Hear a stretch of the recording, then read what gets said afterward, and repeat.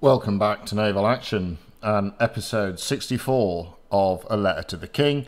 If you're new to the series, A Letter to the King is my attempt to keep us up to date with what's happening biffo-wise on the global server, the server that never sleeps.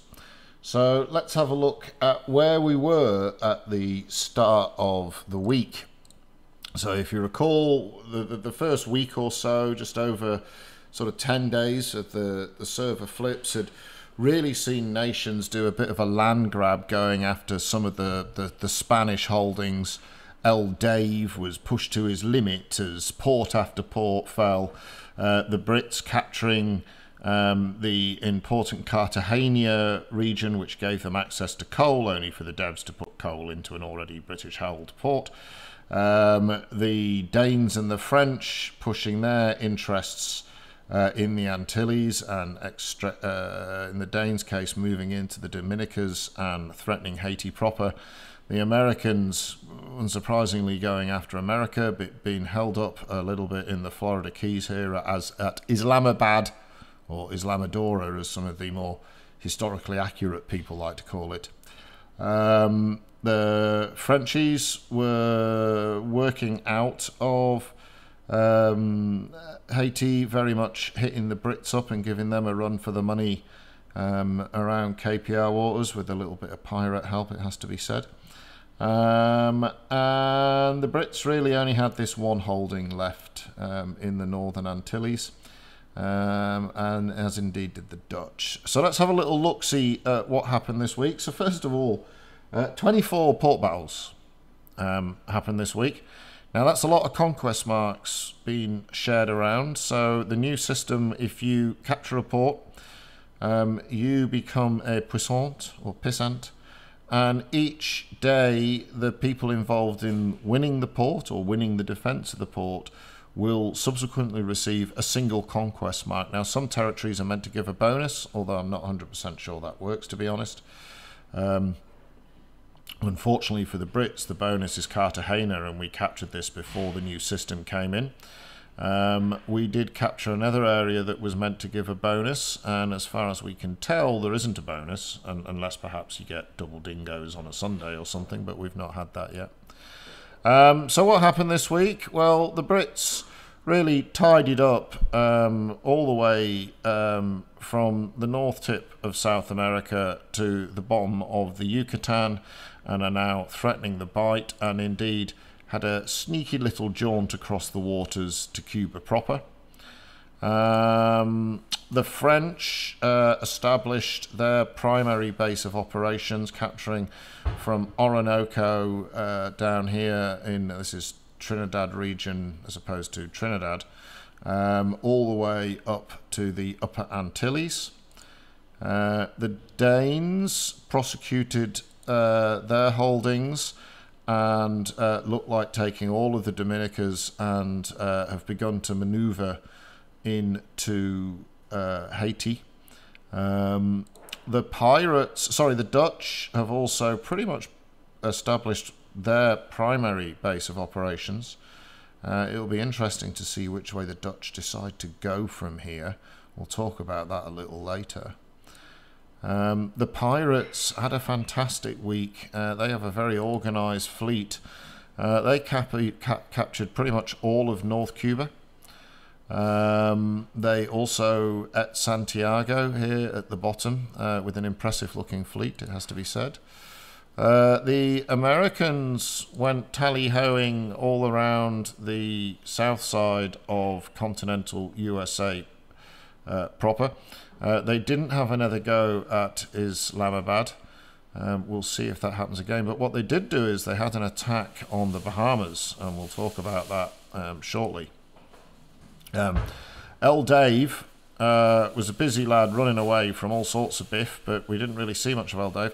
And the Swedes, who were a little bit active in the first week, I don't think there's a lot of them. I don't think they have a functioning port battle fleet, is my current understanding. And they're still pretty much stuck with their original and untakeable holdings of just 4 ports. So I think the Swedes and the Spanish right now are not genuinely represented on the server. The Spanish lost more ports this week than I would have thought possible, even for El Dave on a bad day. So I think our primary protagonists that we're going to see take place, the French are actually quite strong and seem to have a good and well-organised fleet. The pirates definitely have a good fleet. The Americans, by all account, are organised, and we've seen them appear now in 2 contested port battles. The Danes, as we'll see a bit later on, have a very lovely looking fleet. And I think the French are a little bit more powerful than we would have guessed, given the large amount of French who decided to bugger off to the Euro server. So I think we're going to have 4 primary powers. I'm not sure yet how big and strong the Dutch are. We'll find that out, I suspect, next week. So I thought this week would see us push all of our borders to the edge, and it would be next week, or the week we're moving into now, where we would see the first sort of full-blooded port battles with our hybrid fleets of Indefatigables and the odd Agamemnon nom nom and the occasional second and first rate. But the lovely pirates and Danes against the Americans and the French respectively gave us a couple of port battles this week, and we'll have a little look at that shortly.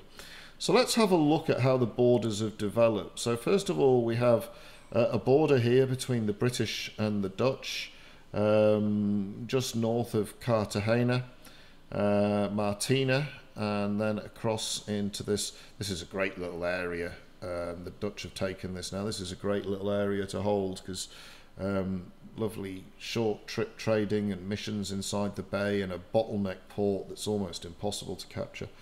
So this is one border. Now, I think there's a sort of non-aggression pact between these 2 nations. Now, I say that there really is no national governance in place at the moment. It's more like a bunch of clans, tribes, as it were. And the general consensus is that there's sort of a we won't push their ports, they won't push our ports sort of feeling about this area. But that could prove to be very brittle. Because, like I say, there is no big, strong alliances between the Brits and the Dutch. There have been the odd trader copping a slapping, but generally that's from French interlopers and the odd pirate coming down for some shots. Over here, I expect the Americans and the Brits to kick off, but I'm not sure if they're going to kick off quite yet.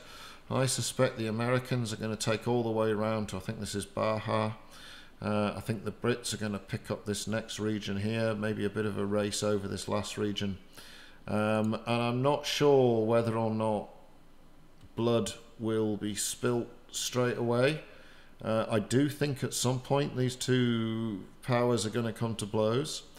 I honestly don't know if they'll finish grabbing up the last couple of ports, or they'll go straight for each other's throats, or they'll have other arenas to contest in. Now, the Americans had a go at the pirates in the Bahamas, so shots fired, as it were. I know the pirates stopped the Americans at Islamodora, so maybe this was a little bit of muscle flexing. So this is a very real border here now as the Americans and the pirates come neighbour to neighbour.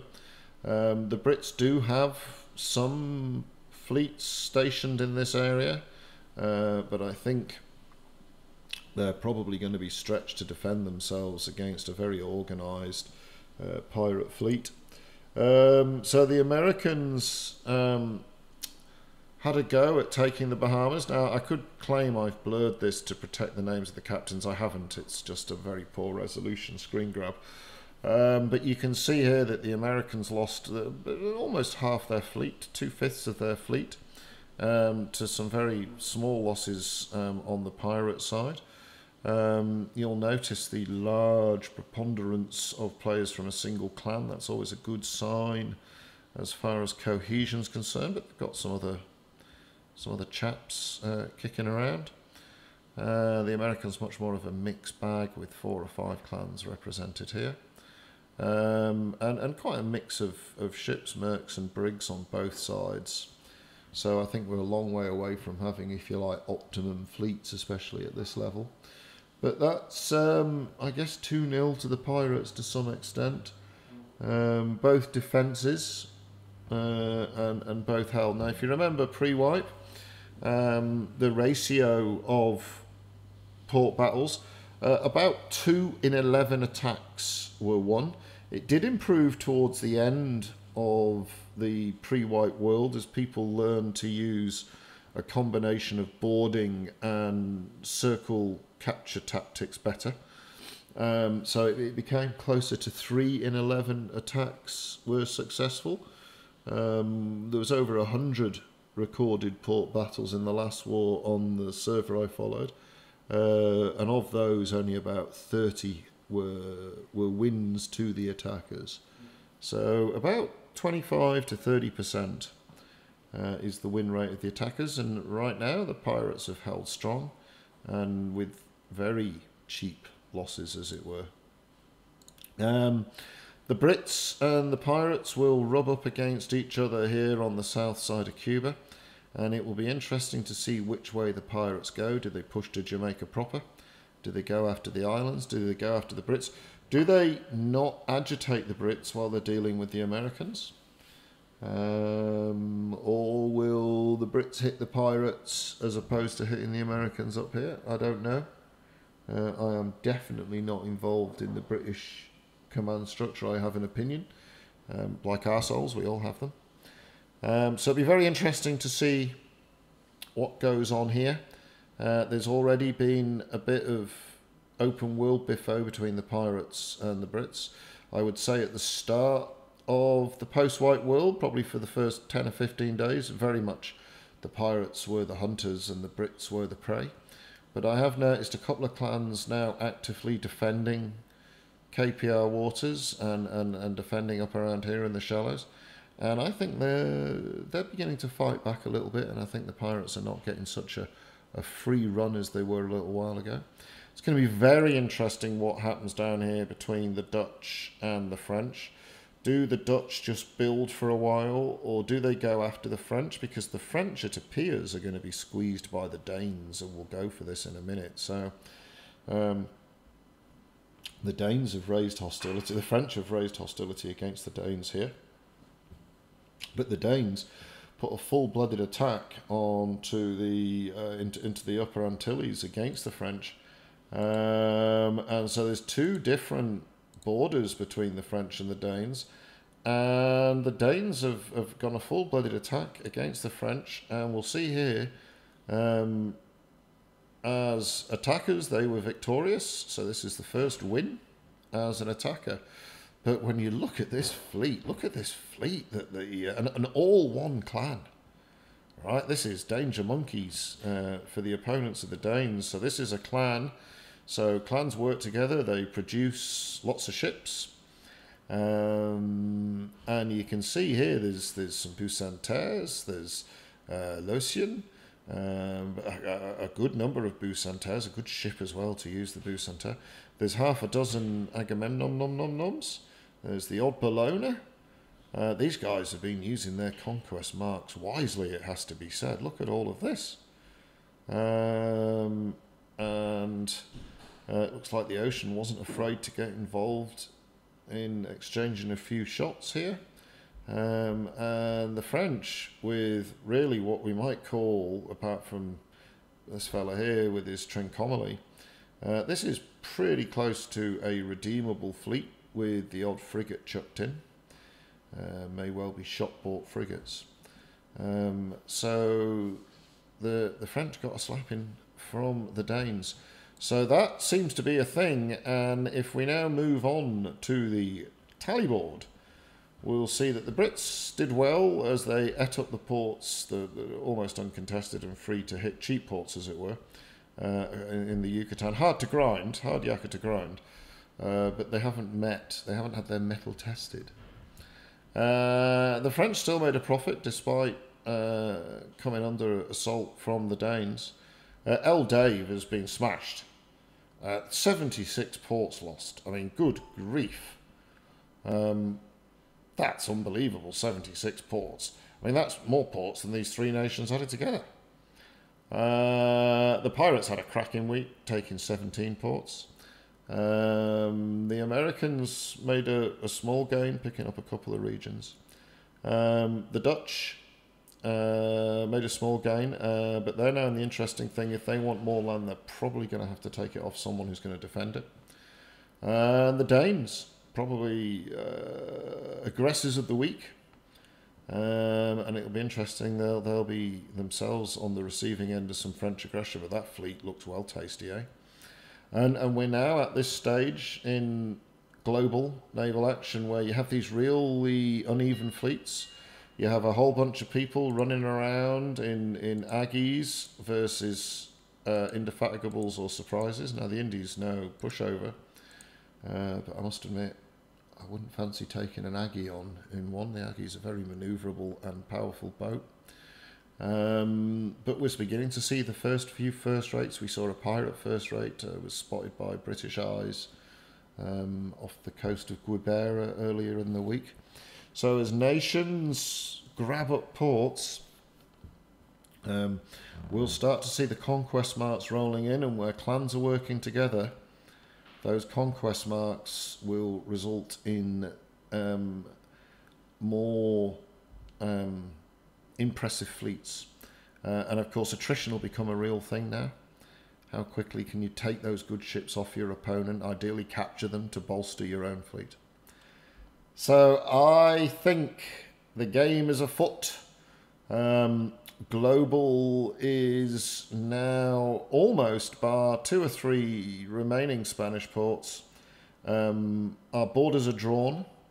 I would anticipate that most of the port battles next week will be fully contested. And we'll start seeing the various nations not just flex their numbers muscle, but also their organised clans muscle, and who has got leaders amongst them who can command a fleet under duress and the heat of battle. So I do apologise for being a day late with my naval action. I have a very good excuse. It's my birthday. As you know, so in Australia, we have a day off for the Queen's birthday. God bless you, Mum. And all British royalty in Australia have their birthday in this week, so today was my turn. And my lovely children took me to the pub yesterday and got me drunk, as all children should do for their father on his birthday, if they've been raised properlyness. And I had the world's worst hangover yesterday, and it was one of those things, tragically as you age, your tolerance for pain is somewhat wearied. And it was 8 p.m. in the evening, which is sort of when I make my videos, and I was giving birth to a hangover, and it wasn't a pretty sight. And I did have a go at doing the video. You can probably tell in my voice now, I've had a few, I had a family meal, and I've had a couple of beers, and I'm a little close to a food coma, I feel, at the moment. But I had a lovely day, and sadly missed out on a port battle, which is annoying. On your birthday, you should be able to sail first into a port battle, but I had to spend time with my family, apparently. That's some sort of tradition that's been established in civilization. So I apologise for being a day late. I will be sharp and prompt next week, and I think we'll have a cracker to report on. I think Global will begin to render some really good and interesting fights, as really mixed composition fleets and mixed clans versus single clans. New leaders will be born, and new stories will be made. So I'm really looking forward now to next week's naval action. The numbers have been steady across the server. Global hit over 400 at one point this week, which is great to see. So that's actually growth. We're still seeing new people coming back. I know the Euro server has maintained good and steady numbers, so that's good to see. I'm actually enjoying the game. It's much more hardcore. I think we all know that. But I'm enjoying the reward you get for putting the effort in. So that's it for this week's slightly hungover and restrained naval action. I bid you farewell, and give us a like, give us a subscribe. I'll see you on the ocean, and I will catch you.